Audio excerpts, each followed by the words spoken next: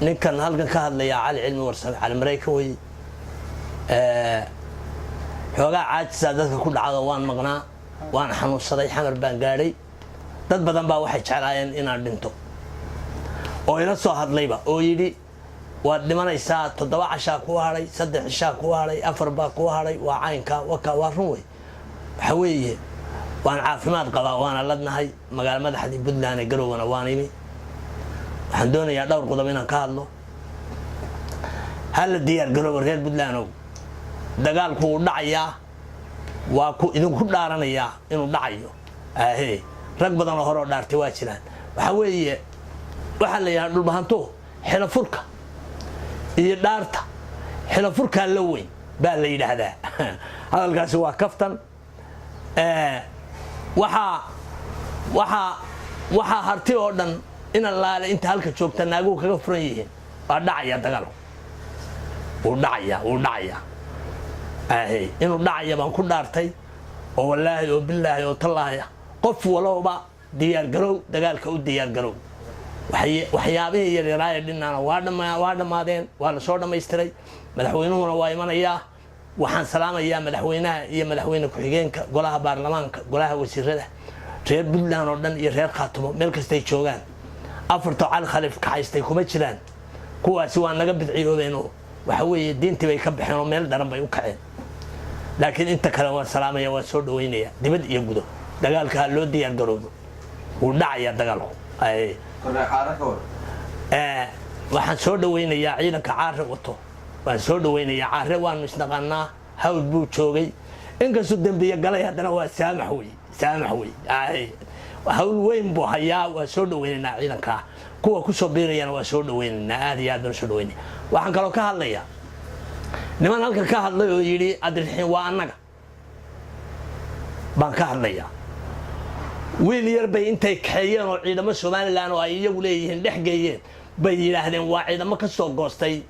Puntland ka soo goosto adilxiin baale adilxiin male wiilka yarna waa wiil yaro hadii badankeed la laascaanood ku dhashay waa dadka ay ka haysteen ciidankaasina ciidan aan anagu leenahay oo shaqo ku leenahay maaha waxay yiraahdeen adilxiin waa annaga waa xal ceeb wey bariba la yiraahdo habar jeclo waa dhulbahante kuwa nugaal degaana waa waariyahan kuwa haw degaana waa faarax garaad baa la yiri oday dhulbahanta hadlo wixii war fataxmadooda ma rabno annagu oran mayno reer hebel annagu ma oranayno laakiin arrinka iyada ah haday ismaleeyeen hadayn xaal ka bixin oo ay raali gelin ka dhiibin oo darada ay sameynayaan ayan ka dhiibin wax ka xun baa ka dhacaya adilxiin waa niman daarooda waa niman kablalaxa waa niman hartiya niman la isku haysto maaha niman mitirteena weey niman adilxiina weey waa nimanka noocaasa daradii iyo liidnimadii markay habar jecla ka badatay oo ay xaaladii ku adkaato ku xumaatay bay yiraahdeen adilxiin waa habar jeclo maaha mana dhici karto isimadooda waxaan ka codsanaynaa arrinka inay xaal ka bixiyaan iyo boorjiis taasi waa taa waxaan kaloo ka hadlayaa meesha la yiraahdo laascaanood iyo sool iyo sanaag iyo cayn haloo diyaar garoobo dagaalka caajisina waxa weeye marnaba ha caajisina waa inaad dagaalka u diyaar garowdaan waa in reer Puntland oo dhan haddii allayno si degdeg u dagaalku u dhacaya waa inaad u diyaar garowdaan waa diyaar noqotaan oo idinkoo diyaar la idin yimaado nimanka hareeraha laga maro nimanka waxa dagaalka loo wadaa inay waxba la tagin oo ay darada damba sameyn oo ay waxba qaadan madaxweynuhu teendho ka samaystay waa la sheegayaa ciidanka dhexdiisa teendho ka samaystay inuu dagaal dhacayana waa warcad weey taasina waa taa waxaan raali gelin u dhiibayaa adilxiin oo raalli ahaada aad iyo aad baad raalli ahaanaysaan waxa weeye wiil yar oo marba ciidan la dhexgeeyo ay iyagu leeyihiin oo ay yiraahdaan Puntland buu ka soo goostay waa sidii tii hore intay baabuur ilma dandan ka yimi ay yiraahdeen Puntland buu ka soo goostay war xishoodo miyaydan in xishoonayna wax isku falay anigu waxaan kaga baxayaa hadalka reer Puntland oo dagaalka loo diyaar garoobo iyo reer Khaatumo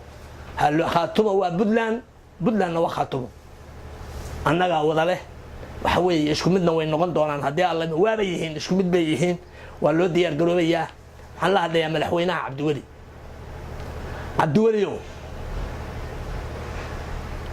قرأت جامع بان ويدي وحان كورن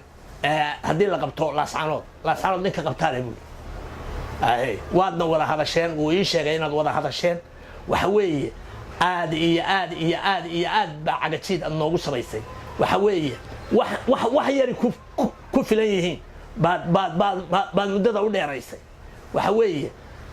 هذا لاسعانود حريصو إذا بكو ما هيستو هذا لاسعانود حريصو إذا كو ما هيستو دالك حريه ما أنت عيدا هيستا ما أنت أدي أمد كلها جرتا ما أنت دي ماذا نورانا يبا هذا لاسعانود ما أنت حرينين وأنا قبل حقيقة مدحوين استاغيسا جوغيسا waxa la wixii dadku la waa lagu keenay waxaan ka codsanayaa dalkan xoreyso dagaalkuna uu dhacayaa waxa weey dagaal uu dhacayaa wana adigu ridaa dagaal uu dhacayaa laakiin wana adigu ridaa madaxweyne waa ku salaamaya madaxweyne ku-xigeenkana waa salaamaya dawladuna waa salaamaya reer Puntland waan salaamaya isimada habar jeclaan ka la hadlayo ku celinaya raaligelin ka bixiya arrinka raaligelin ka bixiya waa inaad ka bixisaan raaligelin haddaad ka bixin weydaan أول بعلمين وهي دعواتنا وسيسيادسة والسلام عليكم السلام